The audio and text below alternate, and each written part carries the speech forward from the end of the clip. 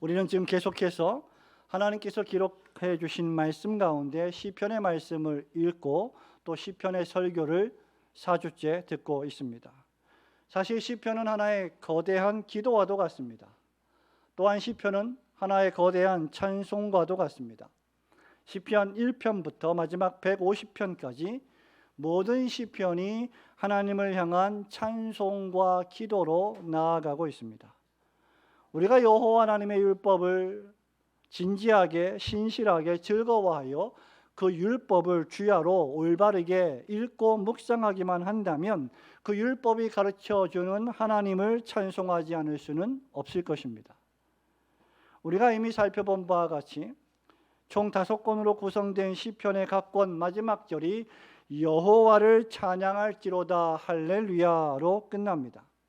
뿐만 아니라 시편의 마지막을 구성하고 있는 6편인 145편부터 150편까지 소위 대찬양 또는 대송영이라고 불리는 여호와를 찬양하라는 히브리어로 할렐루야로 시작되고 마무리되는 찬양이 마지막 6개의 시편입니다.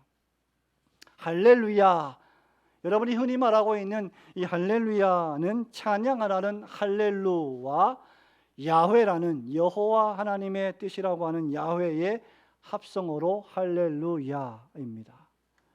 오늘 시편을 마감하는 150편 마지막 절 6절도 할렐루야 할렐루야가 히브리어 원문에 보면 2번 반복되어 있음을 보게 됩니다.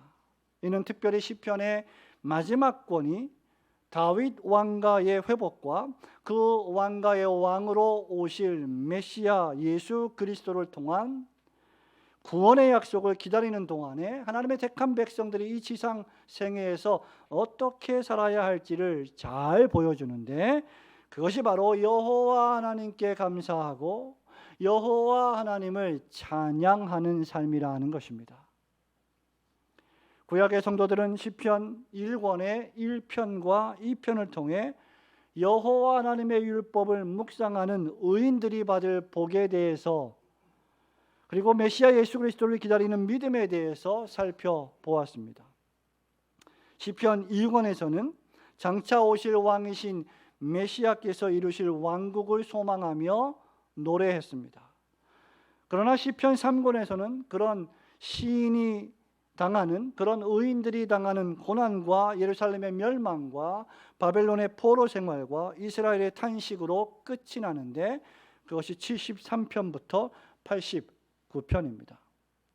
그리고 모세의 기도로 시작되는 제4권 시편 90편부터 106편은 믿음과 소망을 잃지 않고 그러함에도 불구하고 메시아를 기다려야 할 것을 노래했습니다.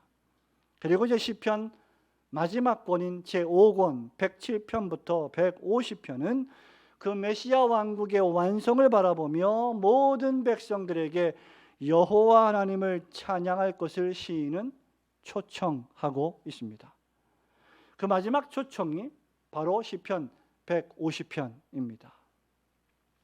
그리고 시인은 제일 마지막 절에서 호흡이 있는 자마다 여호와를 찬양할지어다 할렐루야라고 노래합니다.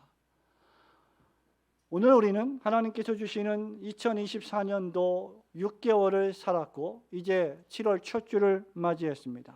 상반기 감사주일을 맞이해서 이 시편의 마지막 장을 살펴보며 주님이 우리에게 예비해 주신 은혜를 풍성히 받기를 소원합니다. 첫 번째로 시인은 위대하신 언약의 하나님, 구원의 하나님이신 여호와 하나님을 찬양하라고 우리에게 촉구합니다. 1절과 2절 말씀을 우리 함께 읽겠습니다. 할렐루야, 시작. 할렐루야, 그의 성소에서 하나님을 찬양하며 그의 권능의 궁창에서 그를 찬양할지어다. 그의 능하신 행동을 찬양하며 그의 지극히 위대하심을 따라 찬양할지어다. 아멘. 시편 150편을 시작하는 첫 구절은 성도가 누구를 찬양할 것인가, 누구에게 노래를 불러야 할 것인가를 상기시켜 줍니다. 그분은 다름 아닌 야훼, 여호와, 저호바라고 불리는 이스라엘의 하나님이신데, 이 야훼는 언약의 하나님이심을 우리에게 잘 알려주는 구약의 용어입니다. 홀로 살아계시고 참되시며 홀로 전능하신 분이십니다. 우리가 알고 읽고 경험한 바와 같이 시편 전체에 묘사된 하나님은 실로 창조의 하나님이시요, 사람을 지으신 분이시요, 언약의 하나님이시요, 구원의 하나님이시요, 더 나아가 심판의 하나님이십니다.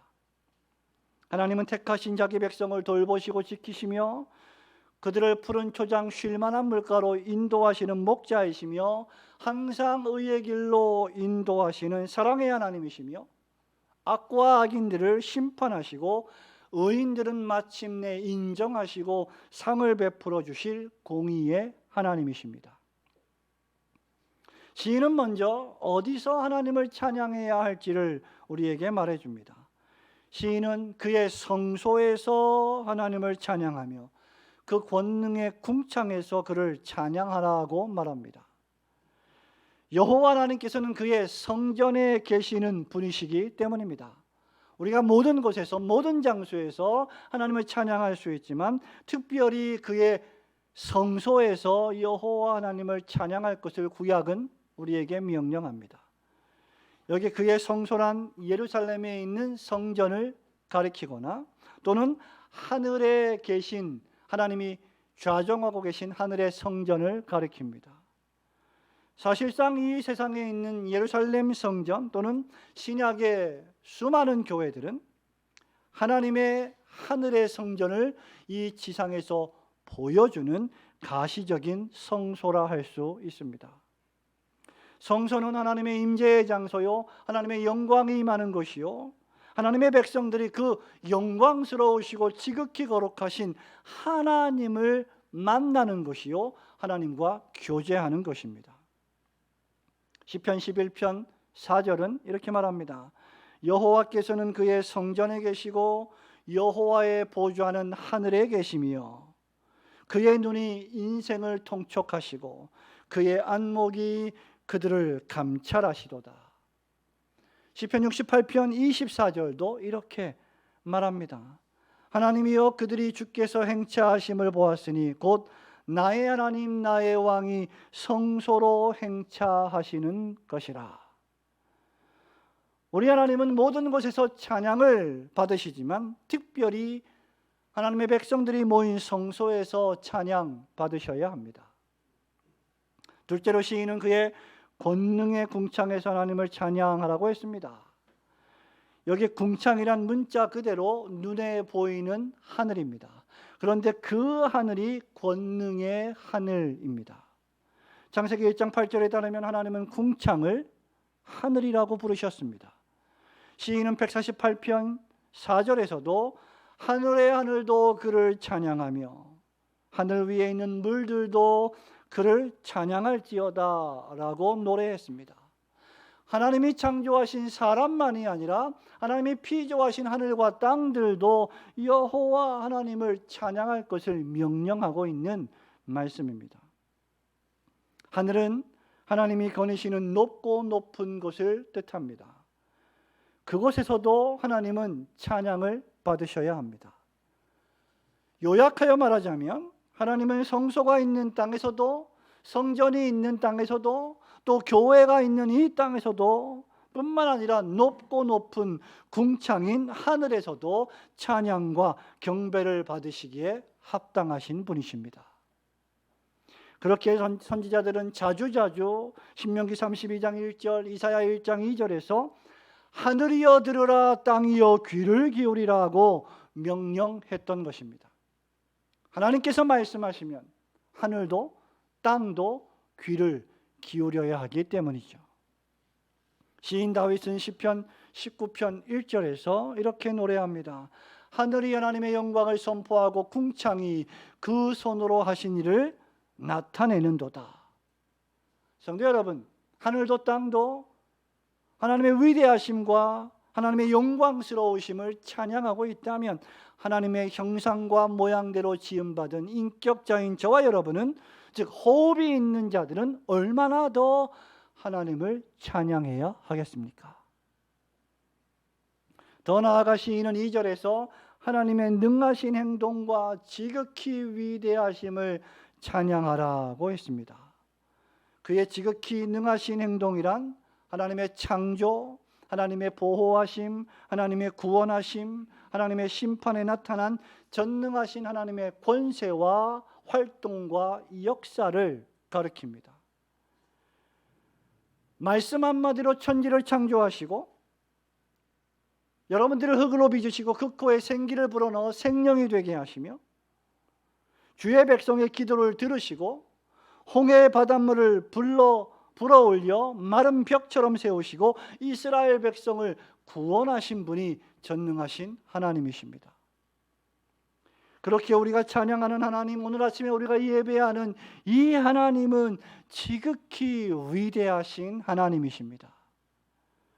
여기 지극히 위대함이시란 단어는 결코 측량할 수 없는, 묘사할 수 없는 위대하심입니다. 여러분, 어떤 피조물에게 당신은 위대합니다, 지극히 위대합니다, 측량할 수 없을 만큼 위대합니다 라고 묘사하고 찬양하고 기릴 수가 있겠습니까? 시인은 106편 1절에서 할렐루야 여호와께 감사하라 그는 선하시며 그 인자하심이 영원하미로다 라고 노래한 후에 2절에서 이렇게 말합니다. 누가 능히 여호와의 권능을 다 말하며 주께서 받으실 찬양을 다 선포하랴. 우리는 욥기를 읽으면서 욥기에 나타난 하나님이 얼마나 위대하시고 전능하시고 가히 측량할 수 없고 묘사할 수 없는 분이심을 똑똑히 목격했습니다. 시편 145편 3절부터 6절도 시인이 이렇게 노래합니다. 여호와는 위대하시니 크게 찬양할 것이라. 그의 위대하심은 측량하지 못하리로다.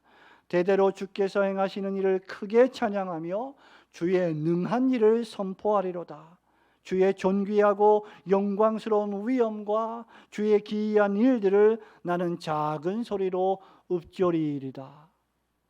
사람들은 주의 두려운 일의 권능을 말할 것이요 나도 주의 위대하심을 선포하리로다. 성도 여러분, 이 전능하시고 위대하신 하나님이 여러분의 인자하시고 사랑이 풍성하신 아버지이십니다. 하나님 한 번도 우리를 지금까지 실망시키신 적 없으시고 언제나 공평과 은혜로 여러분을 돌보셨습니다. 지금까지 지내온 것이 실로 주님의 크신 은혜가 아닙니까? 여러분 삶의 모든 발걸음마다 크고 위대하신 우리 하나님께서 동행하셨고 여러분을 안고 걸으셨습니다. 여러분이 집에 있든지 직장에 있든지 여러분이 교회에 있든지 여러분이 아파서 병원의 침상에 누워 있든지 사망의 음침한 골짜기를 걸어가던 순간들조차 하나님께서 여러분과 함께 하셨습니다. 지금까지 호흡을 지켜주시고 밤에 평안히 잠들게 하시고 아침에 또다시 깨어 하루를 살게 하신 분이 전능하신 하나님이십니다. 그러므로 우리에게 향하신 지극히 위대하신 여호와 하나님의 인자하심과 구원하심을 항상 감사하며 여러분 평생에 찬양하시는 성도들이 되시기를 주님의 이름으로 축원합니다. 둘째로 시인은 말뿐만 아니라 모든 악기를 다 동원해서 큰 기쁨으로 즐거움으로 여호와를 찬양하라고 권면하고 있습니다. 우리 너무나 잘 알고 있는 이 시편 150편의 말씀 3절, 4절, 5절을 함께 읽겠습니다. 나팔 소리로 시작.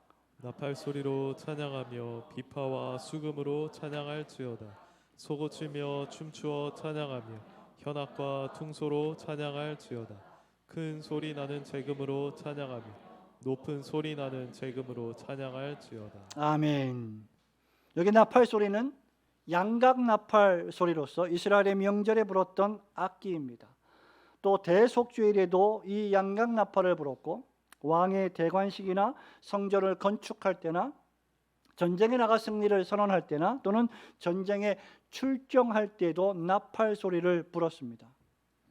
느헤미야 4장 20절은 이렇게 기록합니다. 너희는 어디서든지 나팔 소리를 듣거든 그리로 모여서 우리에게로 나아오라. 우리 하나님이 우리를 위하여 싸우시리라 하였느니라. 그리고 무엇보다도 신약에 와서 이 나팔 소리는 예수 그리스도께서 재림하실 때 울려 퍼질 나팔 소리입니다. 데살로니가후서 4장 16절에서 바울이 말합니다. 주께서 오령과 천사장의 소리와 하나님의 나팔 소리로 친히 하늘로부터 강림하시리니 그리스도 안에서 죽은 자들이 먼저 일어나고. 이것이 바로 나팔 소리의 위력입니다. 비파와 수금은 줄이 있는 악기로서 여호와를 찬양하는 음악에 동원되었습니다. 비파와 수금은 구약 시대의 가장 대중적인 악기였습니다. 시편 144편 9절은 이렇게 말합니다. 하나님이여 내가 주께 새 노래로 노래하며 10줄 비파로 주를 찬양하리이다. 그러므로 이 비파는 10줄짜리도 있고 8줄짜리도 있고 또 역사에 따르면 7줄짜리도 있는 악기입니다. 사무엘상 16장 23절에 따르면 다윗이 정신이 혼미한 사울 왕을 위로할 때 연주한 악기도 바로 이 비파와 수금이었습니다. 소고는 무엇입니까? 손에 든 작은 북과 같은 악기입니다. 이 악기는 고대 근동에서 주로 결혼식이나 즐거운 사회적 연회나 축제가 있을 때 연주되었습니다. 현악과 퉁소는 여기서만 발견되는 단어로서 관현악기와 피리악기의 일반적인 이름인 것으로 보입니다. 비파와 수금과 같은 종류의 또 다른 악기인 것으로 추정됩니다. 그리고 마지막으로 큰 소리 나는 재금과 높은 소리 나는 재금은 오늘날의 심벌즈나 꽹과리와 같은 악기입니다. 바울은 고린도전서 13장 1절에서 신자에게 사랑이 없다면 울리는 꽹과리와 같다고 했는데 바로 큰 소리의 재금을 염두에 둔 것으로 보입니다. 이 재금은 다윗이 법궤를 예루살렘으로 옮겨올 때 울려 퍼졌던 악기이기도 합니다. 재금은 이스라엘 나라의 특별한 축제나 또는 정기적인 성전 예배 시에 연주되었던 악기입니다. 우리는 지금까지 구약의 성도들이 하나님을 찬양할 때 사용했던 악기들에 대해서 살펴보았습니다. 구약의 성도들이 다양한 악기로 하나님을 찬양했다는 이 사실은 신자들이 자신들의 목소리뿐만 아니라 모든 악기를 동원해서도 하나님을 찬양해야 했음을 알려줍니다. 오늘날 우리들도 많은 악기를 동원해서 예배하며 하나님을 찬양하지 않습니까? 피아노, 오르간, 또 바이올린, 비올라, 첼로, 클라리넷, 트럼펫, 심벌즈, 큰 북 등의 다양한 악기로 하나님을 예배하고 찬양합니다. 확실히 악기는 사람의 마음을 움직이는 능력이 있습니다. 그러나 가장 훌륭한 악기 중에 악기는 바로 사람의 영혼의 노래이며 영혼의 고백입니다. 우리가 아무리 값비싼 악기로 하나님에 대해 노래한다 할지라도 하나님이 창조주이시며 구원자이시며 심판자이심을 믿고 인정하지 않는다면 그러한 악기로의 찬양은 아무런 소용이 없을 것입니다. 여러분, 우리나라에도 정말 큰 교회 가면 엄청나게 큰 파이프 오르간이 있습니다. 영국이나 미국의 여러 다양한 나라를 유학을 하다 보면, 공부를 또 하다 보면, 여행을 하다 보면 정말 가히 상상할 수 없을 만큼 비싼 파이프 오르간의 악기를 보게 됩니다. 수억 원, 수십억 원 하는 악기입니다. 그런데 그런 악기로 하나님을 찬양한다 할지라도 진정한 성도의 신앙의 고백이 없다면, 그 전능하신 행동과 지극히 위대하심을 성도의 심령이 체험하지 못한다면 그건 역시 울리는 구리와 꽹과리가 되고 말 것입니다. 중생받은 성도의 영혼이야말로, 중생받은 성도의 호흡이야말로 가장 소중한 악기입니다. 회심한 성도의 심령으로 올리는 기도, 회심한 성도의 심령으로 올리는 찬양이야말로 가장 아름다운 찬양이 될 것입니다. 그런 심령만이 성소에 계신 거룩하신 하나님, 그의 권능의 궁창에 계셔서 모든 만물을 다스리시는 지극히 위대하신 하나님을 참되게 찬양할 수 있을 것이기 때문입니다. 여러분, 저는 지금까지 살면서 부러운 게 몇 가지 있는데, 물론 많은 것이 부럽습니다만은 그 중에 하나가 노래를 잘하는 분들이 참 부럽고 악기 연주를 잘하는 분들이 참 부럽습니다. 제가 젊었을 때 여러분 믿을지 모르겠지만 피아노도 좀 배웠고 기타도 배웠고 하모니카도 좀 배웠는데 전부 다 조금씩 배우고 다 멈췄습니다. 그래서 제대로 연주할 줄 아는 게 별로 없습니다. 아마 여러분들 가운데도 많은 분들이 아마 그러실 줄 압니다. 그래서 저는 우리 자녀들이 악기 한두 개 정도는 좀 잘하는 그런 자녀들이 되면 참 좋겠다. 우리 교회 청년들이, 어린 자녀들이 그런 악기를 좀 연주하면 좋겠다라는 그런 소망도 있습니다. 그러나 여러분 걱정하지 마십시오. 그날이 오면 주님이 천사장의 호령과 나팔 소리와 함께 재림하시는 그날에 오면 그 하나님의 나라인 천국에서 우리는 모든 종류의 악기를 마음대로 완벽하게 연주하며 하나님을 찬양할 것입니다. 하나님을 찬양하고 예배하는 일에는 그 어떤 지루함도 없을 것입니다. 그 어떤 피곤함도 없을 것입니다.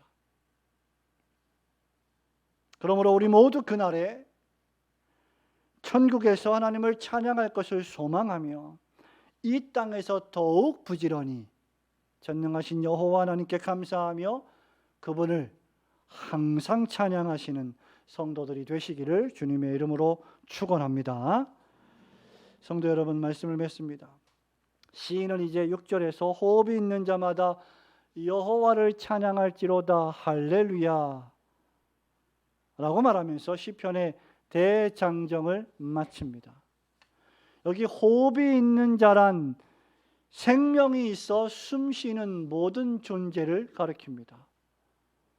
그러므로 호흡이 있는 자를 단순히 사람에게만 제한할 필요는 없을 것입니다. 시인은 148편에 보면 모든 피조물을 향해서 이스라엘의 하나님을 찬양할 것을 명령하고 있습니다. 천사도 해와 달과 별도 하나님을 찬양하고 하늘의 하늘도 하나님을 찬양하고 하늘 위에 있는 물들도 하나님을 찬양하고 용들도 바다도 산도 짐승들도 세상과 왕들과 고관들과 재판관들도 여호와의 이름을 찬양하라고 명령합니다. 그럼에도 불구하고 호흡이 있는 자라는 이 표현은 특별히 창조에 있어서 짐승들과 구별되는 사람과 관련된 표현입니다. 오직 사람만이 하나님께서 흙으로 빚으시고 그 코에 하나님의 숨, 하나님의 생명, 하나님의 생기를 불어넣으셔서 살아있는 생명이 되었습니다.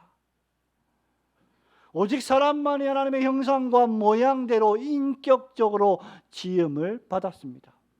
오직 하나님의 사람들만이 의와 지와 인격을 누리고 경험하는 존재가 된 것입니다. 오직 사람에게만 그래서 회개가 촉구되고 사람만 회심하며 사람만 중생하며 새 사람 될 수 있는 것이죠. 오직 사람만이 주 예수를 참되게 믿음으로 구원의 주로 인생의 주인으로 하나님을 모시며 살 수 있습니다. 그리고 그렇게 새 사람 된 새 심령의 신자들만이 여호와 하나님을 찬양할 수 있을 것입니다. 여기 할렐루야는 시편 전체를 마감하는 가장 합당한 결론입니다. 여러분을 창조하시고 여러분을 구원하시고 삶 속에서 항상 지키시고 보호하셨던 그 하나님을 찬양하고 경배하는 것이야말로 인간이 누릴 수 있는 가장 큰 행복입니다. 여러분이 지금 숨을 쉬고 있다는 것, 지금도 죽지 않고 숨을 쉬고 있다는 것, 즉 우리가 지금 살아있다는 것은 우리가 하나님을 찬양해야 할 가장 유일한 이유입니다. 그러므로 이제 여호와 하나님을 찬양하십시오. 지금까지 지켜주신 여호와 하나님께 모든 영광을 돌리십시오. 앞으로도 지키시고 보호하여 주실 여호와 하나님을 노래하십시오. 살아가는 동안 매일매일 더욱 하나님을 찬양하십시오. 여러분의 심령 깊은 곳에서 하나님을 노래하십시오. 여러분 홀로 있을 때 하나님의 능하신 행동과 지극히 위대하심을 말씀을 통하여 읽고 묵상하며 기도하시고 찬양하십시오. 그 하나님을 굳게 붙드십시오. 가족들과 함께 주님을 찬양하고 특별히 주의 백성들과 함께 교회에서 예배로 모일 때 온 마음과 몸을 다하여 더욱 하나님을 찬양하십시오. 지상에서 하나님을 찬양하는 것이야말로 천국을 위해 여러분의 심령의 곡조를 맞추는 유일한 일이 될 것입니다. 성도 여러분, 지상에서 하나님을 찬양해 본 적이 없는 자들은 결코 천상에서 하나님을 찬양할 수 없을 것입니다. 지상에서 하나님의 위대하심을 노래해 본 적이 없는 사람은 천상에서 하나님의 위대하심을 노래할 수 없을 것입니다. 그리고 무엇보다도 우리로 하여금 그러한 새 노래를 부를 수 있도록 구원의 은혜를 베풀어 주신 주 예수 그리스도를 찬양하십시오. 주 예수 그리스도께서만이 우리를 여호와의 거룩한 산에 올라가게 하셨고 은혜의 보좌 앞에 우리가 감히 담대히 나아갈 수 있게 해 주셨기 때문입니다. 시편 24편 3절과 5절에서 시인 다윗은 이렇게 노래합니다. 여호와의 산에 오를 자가 누구며 그의 거룩한 곳에 설 자가 누구인가? 곧 손이 깨끗하며 마음이 청결하며 뜻을 허탄한 데에 두지 아니하며 거짓 맹세하지 아니하는 자로다. 그는 여호와께 복을 받고 구원의 하나님께 의를 얻으리니. 여러분, 우리 가운데 누가 여호와의 산에 오를 수 있겠습니까? 우리 가운데 누가 그 거룩한 곳에 설 수 있겠습니까? 여러분 가운데 누가 손이 깨끗하고 여러분 가운데 누가 마음이 청결하며 그 뜻을 허탄한 데 두지 않고 거짓 맹세하지 아니할 수가 있겠습니까? 오직 주 예수 그리스도께서만이 그의 흠 없고 점 없는 거룩한 삶으로 그렇게 하셨고 그분의 보배로운 피를 흘려 그렇게 하셨습니다. 우리가 그분을 믿을 때 우리가 그분의 공로를 힘입어 이 여호와의 거룩한 시온산에 설 수 있게 된 것입니다. 여러분이 이 아침에도 아무런 거리낌 없이 방해 없이 예배당에 나와 앉아 하나님을 예배할 수 있는 것은 예수 그리스도의 거룩하고 보배로운 보혈 때문입니다. 그러므로 실로 주님은 우리의 찬양을 받으시기에 합당하신 전능하신 하나님이십니다. 이제 그날이 오면 우리 모두가 보좌에 앉으신 어린 양 예수 그리스도를 보게 될 것입니다. 그리고 그분에게 가장 완전하고도 합당한 찬송을 드리게 될 것입니다. 사도 요한은 요한계시록 5장 11절부터 14절에서 이렇게 자신이 본 환상을 기록합니다. 내가 또 보고 들으며 보좌와 생물들과 장로들을 둘러선 많은 천사의 음성이 있으니 그 수가 만만이요 천천이라. 큰 음성으로 이르되 죽임을 당하신 어린 양은 능력과 부와 지혜와 힘과 존귀와 영광과 찬송을 받으시기에 합당하도다. 내가 또 들으니 하늘 위에와 땅 위에와 땅 아래와 바다 위에와 또 그 가운데 모든 피조물이 이르되 보좌에 앉으신 이와 어린 양에게 찬송과 존귀와 영광과 권능을 세세토록 돌릴지어다 하니 내 생물이 이르되 아멘 하고 장로들은 엎드려 경배하더라. 그러므로 여러분, 새하늘과 새 땅에서 우리 모두가 새 노래로 여호와께 노래하고 찬양할 때까지 이 세상에서 더욱더 하나님을 찬양하시고 노래하시는 성도들이 되시기를 주님의 이름으로 축원합니다. 아멘.